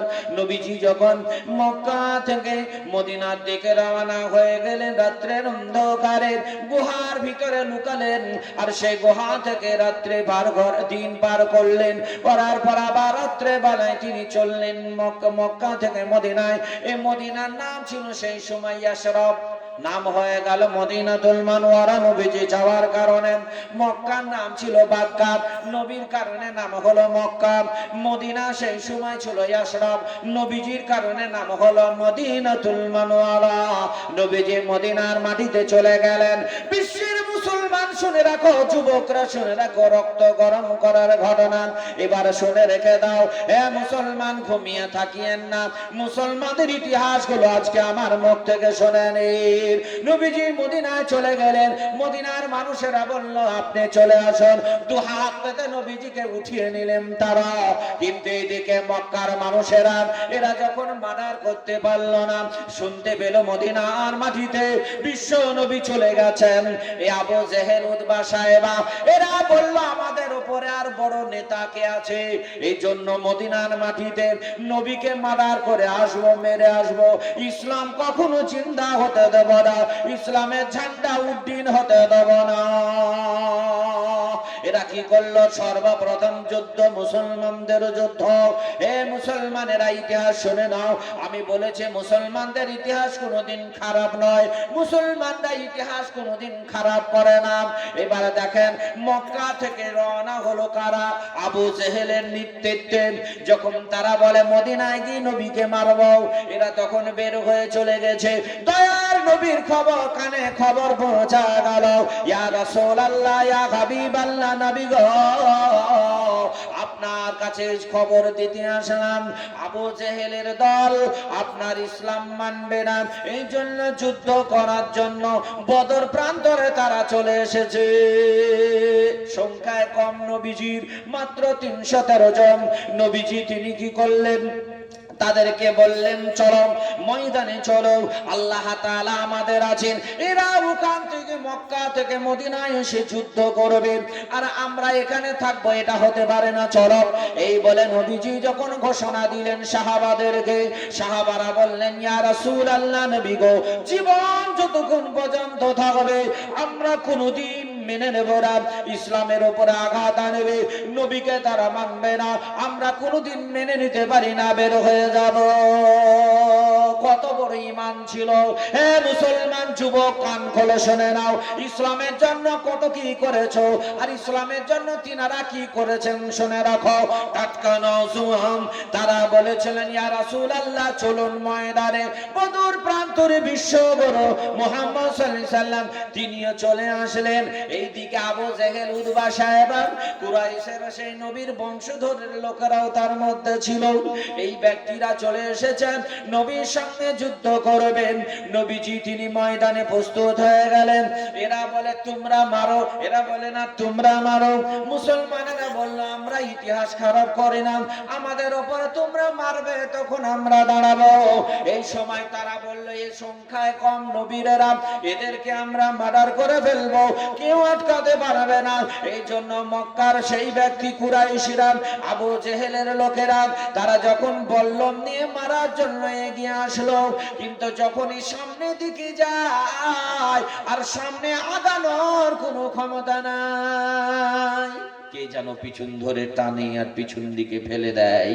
পিছনে তাকিয়ে দেখে কেউ নাই, বলে কি ব্যাপার রে, মারবো কাকে, কারণ কেউ তো সামনে নাই, হাতে তো বললাম, মারবো কাকে, পারে না। সামনে দিকে চলে যায়, সামনে আগানোর সুযোগ নাই। মুসলমানেরা দাঁড়িয়ে রয়েছে, এই দিকে মুসলমানদের কাছে যাওয়া তাদের সুযোগ মিলল না। যে সামনের দিকে যায় আর কে যেন টান মেরে ফেলে দেয়। এটা ফেলে দিয়েছিল কারা? এরা ছিল আল্লাহর ফেরেশতা। জোরে বলেন সুবহানাল্লাহ। আল্লাহর সাহায্য না হলে বদরের মাঠে নবীজি জয় হতে পারতেন না। আল্লাহ পাক রব্বুল আলামিন তিনি নবীজিকে দেখেন ঘোষণা দিয়ে জানিয়ে দিলেন, নবী গো, তোমার কোনো চিন্তা নাই, তোমার কোনো ভয় নাই। বদরের মাঠে তারা যখন আর পারল না, সেখান থেকে চলে গেল। বিশ্ব নবী মুহাম্মদ সাল্লাল্লাহু আলাইহি সাল্লাম মদিনার মাটি থেকে সারা পৃথিবীর মাটিতে ইসলামের ঝান্ডা উড্ডীন করে গেছেন। আর নবীজি সেই ভাষণে এটাই বলে গেছেন, ওগো আমার উম্মতেরা, আমি তোমাদের কাছে ইসলাম রেখে গেলাম, আমি তোমাদের কাছে ধর্ম রেখে গেলাম, আমি তোমাদের কাছে ইসলামের সমস্ত কিছু দায়িত্ব দিয়ে গেলাম, তোমরা সমস্ত দায়িত্বগুলো পালন করবে। সেই নবী আমাদেরকে ঘোষণা দিয়ে গেছেন যে তাদের ইতিহাস আমরা শুনলাম। তাহলে বলুন, আমি দুটো ঘটনা আপনাদের তুলে ধরলাম, কারণ যে একটা দল হলো জান্নাতি আর একটা দল হলো জাহান্নামী। দুটো ভেসে আসলো না? যারা যুদ্ধের ময়দানে গেছিল দুটোই দল, তো একটা তারা কারা? তারা জান্নাতি। আর একটা কারা? এরা হলো কোথায়? আল্লাহ শাস্তি জাহান্নামী। তাহলে দুটো বিষয় এখানে ফুটে উঠেছে। এবার মূল বিষয় আপনাদের কাছে আমি নিয়ে আসি। আল্লাহ পাক রব্বুল আলামিন কোরআনে ঘোষণা করছেন, আপনারা যারা এখানে বসে রয়েছেন সকলে কিন্তু আপনারা জান্নাতি। জোরে বলেন সুবহানাল্লাহ। দলিল আপনাদের দিন যে কিয়ামতের মাঠে আল্লাহ তাআলা যাদের চেহারাগুলো খুব সুন্দর হবে, আল্লাহ তাআলা তাদেরকে জান্নাতে দেবেন। তাহলে তো আমাদের দুনিয়াতে কেউ কালো, কেউ লম্বা, কেউ বেটে, কেউ গোরা আছে না? তাহলে কি সবাই আমরা জান্নাতি? অবশ্যই জান্নাতি। আল্লাহ পাক রব্বুল আলামিন সেখানকার চ্যাসিসটা, বডিটা আল্লাহ তাআলা তৈরি করে দেবেন, তৈরি করে দেবেন। আমরা তো দেখুন দুনিয়াতে যারা মারা যায়, মারা যাওয়ার পর কবরে যায় কিনা, যায় না? কবরে যায় না? কবরে গেলাম তো, কবরে যাওয়ার পর আমাদের মাটি গোতে গোটা বডিটাকে খেয়ে ফেললো, পোকামাকড়ে খেয়ে নিল, খেয়ে নিয়েছে। নেওয়ার পরে কোনো মানুষ বিশ্বাস করলো না রে আল্লাহর আযাব আছে কবরে। কেউ বলে না রে আল্লাহর আযাব কবরে নাই। যারা কবরে যায় না তাদের আবার আযাব কি করে হয়? বলবো না? এটা তো বলে যে কবরে যারা গেল না তাদের আবার আযাব কি করে হয়? মনে হয় না। ওই আলেমরা যেটা বলছে সব মিথ্যে বলছে, সব ধর্মের টান, সব ব্যবসায়ী অনেক মানুষ কিন্তু আমাদের কানে আসে, এরকম বলে, এরা বলছে বলো ওদেরকে আমাদের তো লাভ নাই, আল্লাহ জানিয়ে দিয়েছে যে আমি কিয়ামতের দিন সেই দিন তোমাদের চেহারাতে ভাগ করে নেবো, সেই দিন তোমাদের চেহারা করে নেবো। আল্লাহর কোরআন শুনতে থাকুন। আল্লাহ পাক রব্বুল আলামিন বলেন কিয়ামতের মাঠে যেই দিন পৃথিবী থেকে মানুষেরা উঠবে উলঙ্গ হয়ে। কি উঠবে? উলঙ্গ হয়ে, কোনো পোশাক নেই। আপনি বলবেন হো তাই হয় নাকি? বলে হ্যাঁ, আল্লাহ দুনিয়াতে ওটা দেখিয়ে দিয়েছে। আমরা যখন মায়ের পেট থেকে এসেছিলাম, হ্যাঁ গো, কেউ কাপড় পরেছিলাম নাকি? এসেছিলেন? আসেন নেই। কিন্তু কোন মানুষ কি আপনাকে দেখে ঘৃণা করেছিল, ন্যাংটো হয়েছিল, ধরিস না বলেছে কোনোদিন? ও আল্লাহ, নানি যদি থেকেছে তো রক্ত নিয়ে জড়িয়ে ধরেছে, আমার নাতনি করে নাই? ঘৃণা করেছে? করে নাই। আল্লাহ দেখেন একটা দেখিয়ে দিলেন। দ্বিতীয়, যখন আমরা দুনিয়া থেকে চলে যাই, কেবলমাত্র একটা সাদা কাফন জড়িয়ে দেয়, দিয়ে কবরে দিয়ে আসে, দেয়। আচ্ছা বলেন, এই যে কবরে আমাদেরকে আল্লাহ তাআলার বান্দারা দিয়ে আসলেন সাদা কাফন, এই কাপড়টা পচতে কদিন লাগবে? থাকবে কি কিয়ামত পর্যন্ত? থাকবে না। তাহলে কাফনটা কিন্তু পচে যাচ্ছে, একটা বিষয়। দ্বিতীয় বিষয় হলো আপনার বডিটাও কিন্তু পচে যাচ্ছে। তাহলে এইবার মূল বিষয় কিন্তু এখানে, যে বডিও পচে গেল, কাপড়ও পচে গেল, আল্লাহর কথাই সত্য হলো, কিয়ামতের দিন আল্লাহ তাআলা আপনাকে আমাকে কি করবেন? উলঙ্গ অবস্থায় উঠাবেন। যেমন মারপেট থেকে উলঙ্গ অবস্থা আল্লাহ দুনিয়া দিয়েছেন, আবার অটোমেটিকলি সেই দিন উলঙ্গ অবস্থায় কিয়ামতের মাঠে উঠবে। মানুষেরা দৌড়তে শুরু করবে। তবে কিয়ামতের আগে একটু নমুনা আপনাদের শোনাই। মহান আল্লাহ তাআলা জানিয়েছেন মানুষ তো কিয়ামতের দিন উঠবে, তার আগে কি ঘটনাগুলো ঘটবে একটু শুনে নেন। এই পৃথিবীর একটু কথা আপনাদের শুনিয়ে দিই সামান্য পরিমাণ। এই দুনিয়াতে কিয়ামতের আগে কি ঘটনা ঘটবে? এক নম্বরে ঘটনা হবে, যে ঘটনাটি ঘটবে বড় ধরনের ঘটনা, মুসলমানেরা আজান ভুলে যাবে।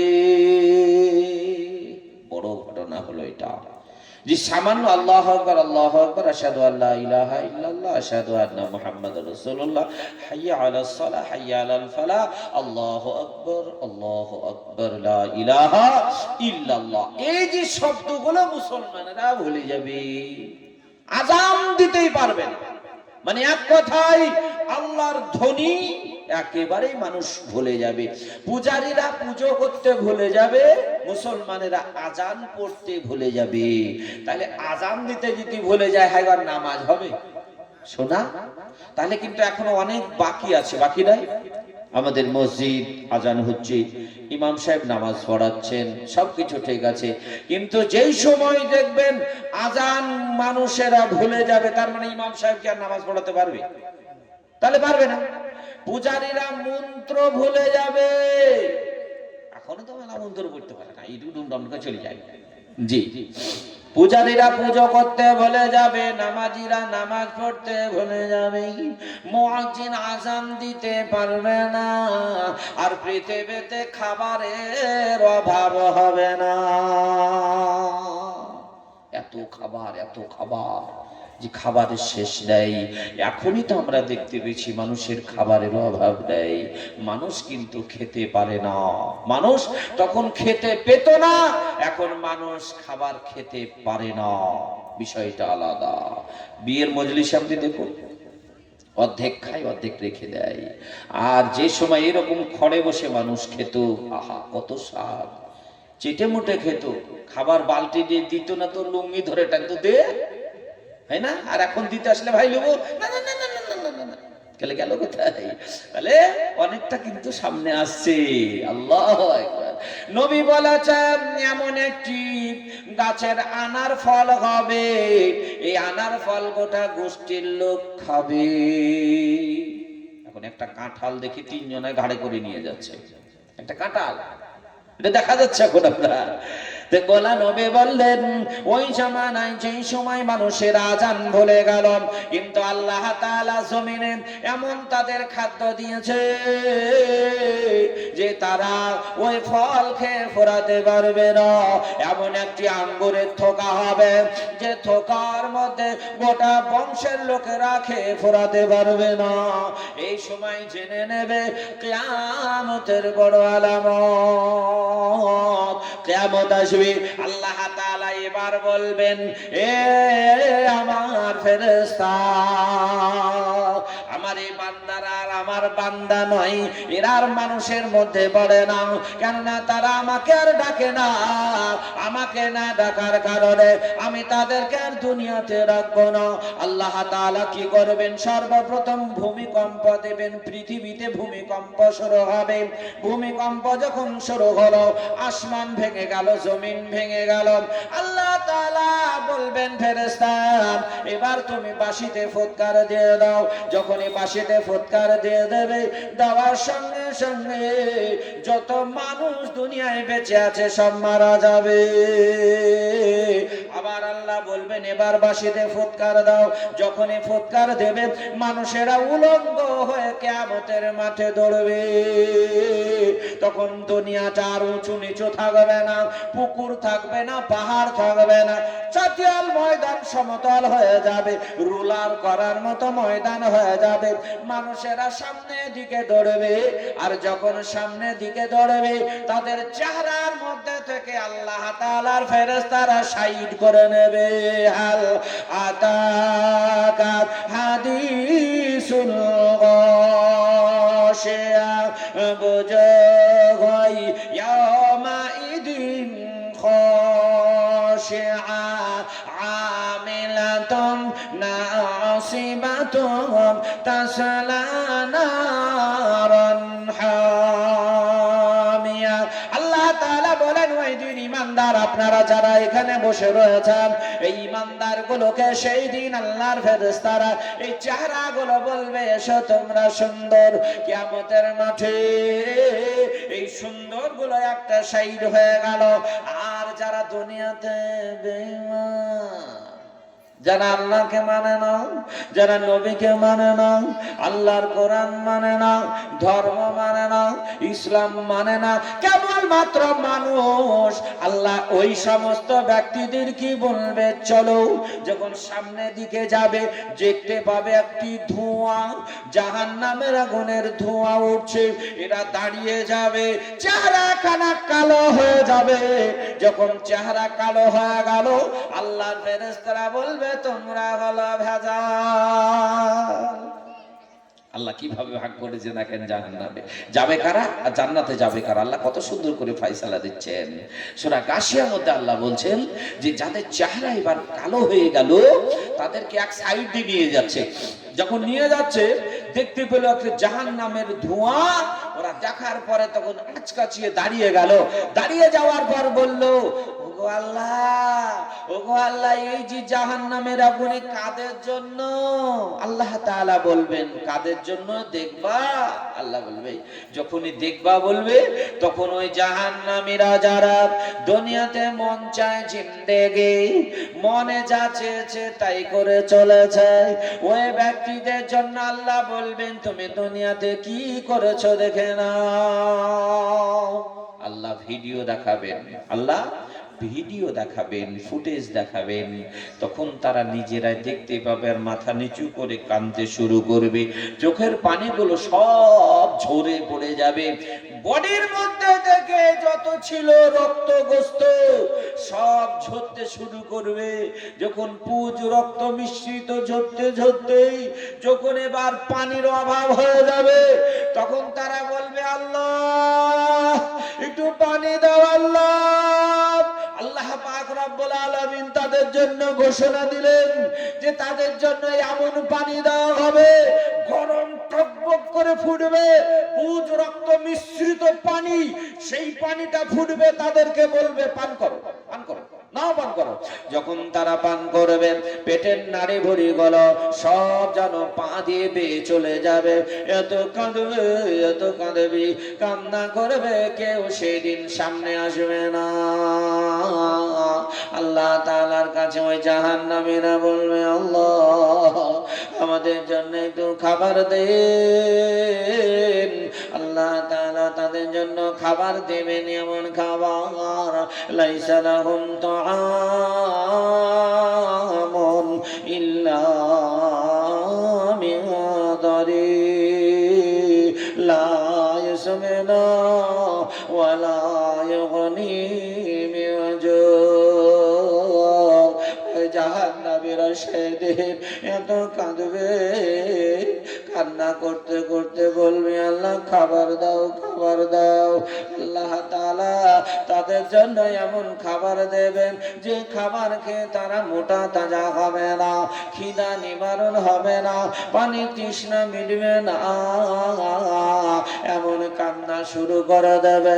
আল্লাহ বলবে এদেরকে আর রাখবো না, এদেরকে আর আমি রাখবো না। আল্লাহ বলেন ওয়াকুদুহান নাস ওয়াল হিজারা, তাদেরকে ধরো আর জাহান্নামের গর্তে ফেলে দাও। এই দিন সেই জাহান্নামে ওই ব্যক্তিদেরকে নিক্ষেপ করা হবে যারা অস্বীকার করেছে আল্লাহর কোরআন। আল্লাহ তাআলা পরে পরে এবার জানিয়ে দিলেন যারা স্বীকার করেছে তারা এবার কি পাবে। আল্লাহ বলেন বোঝো হয় ইয়াউমাইদিন নাঈমা লিসাইহা রাদিয়া ফি জান্নাতিন আলিয়া, এবং যারা দুনিয়াতে ভালো কাজ করেছে তাদের চেহারাগুলো হবে অতি সুন্দর। ইউসুফ আলাইহিস সালামের চেহারা যেমন সুন্দর, বিশ্বনবী মুহাম্মদ সাল্লাল্লাহু আলাইহি সাল্লামের চেহারা যেমন সুন্দর, এই সুন্দরের সঙ্গে আল্লাহ পাক রব্বুল আলামিন এদের জান্নাতীদের চেহারা মিলিয়ে দেবেন। আল্লাহর ফেরেশতারা বলবেন চলো চলো চলো, সামনে দেখুন জান্নাতীরা যাবে গো।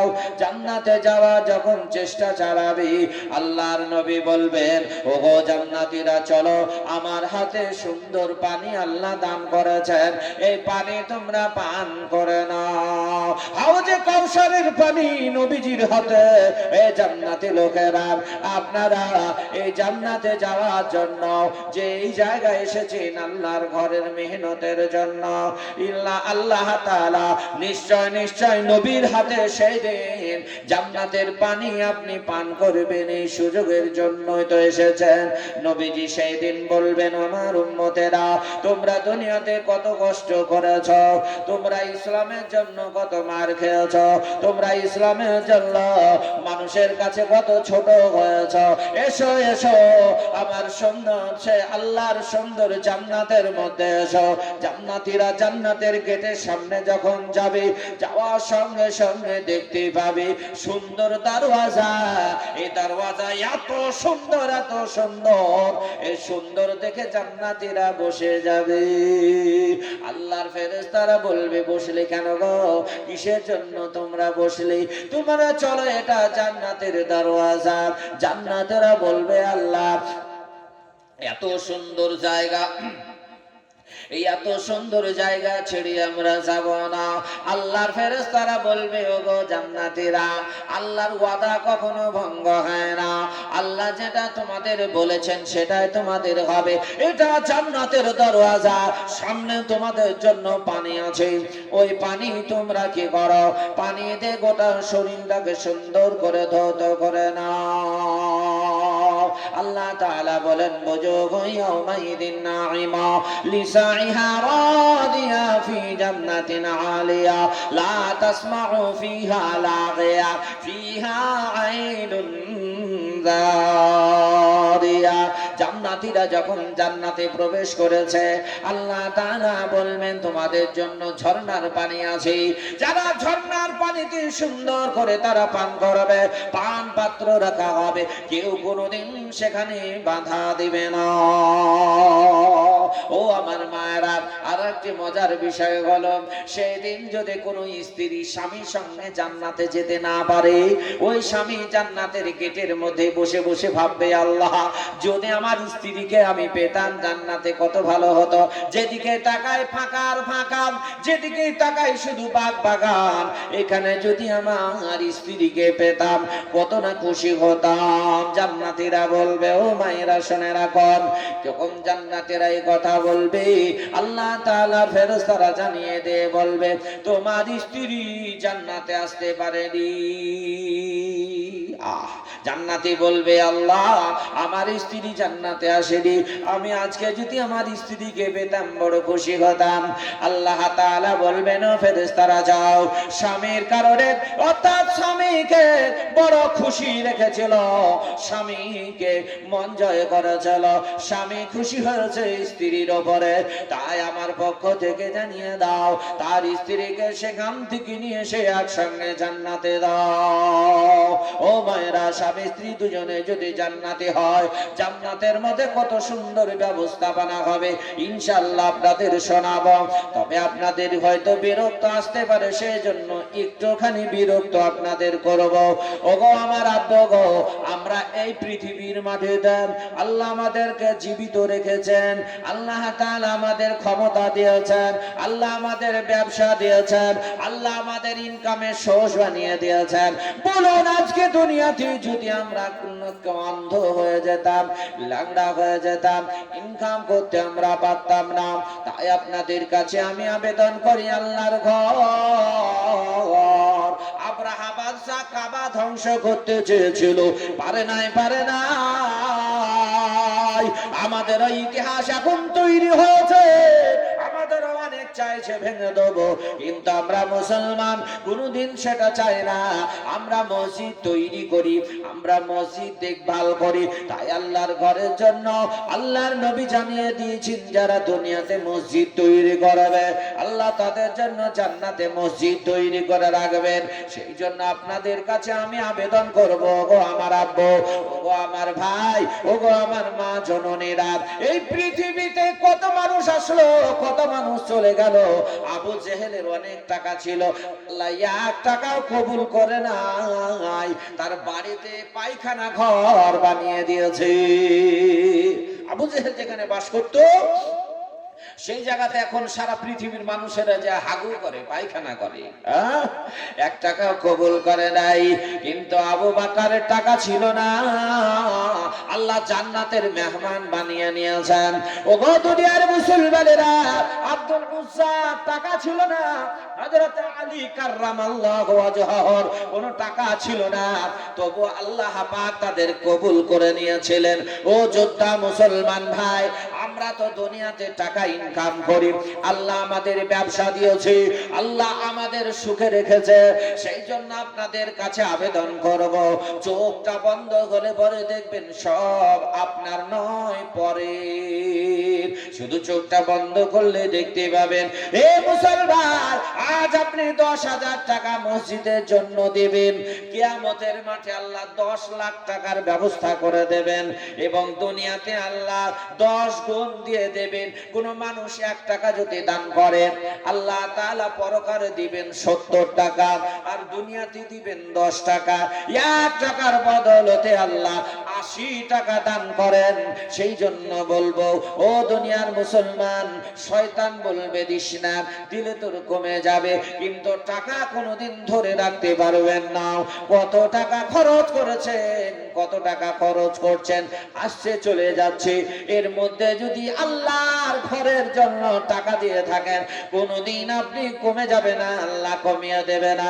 এলাকার মানুষদের আবেদন করে বলবো, মনের মধ্যে হয়তো দুঃখ পেয়ে থাকেন আমার জন্য, আমি জোড়হাত করে আপনাদের কাছে ক্ষমা চাই, আল্লাহর ঘরের দিকে লক্ষ্য করে আপনাদের কাছে চাই, আমার জন্য নয়, ভুল ভ্রান্তি আমার হতে পারে, মানুষের হতে পারে, আল্লাহর ঘর কোনোদিন ভুল করে নাই, তাই আল্লাহর ঘরের জন্য আপনাদের কাছে আবেদন জানাই।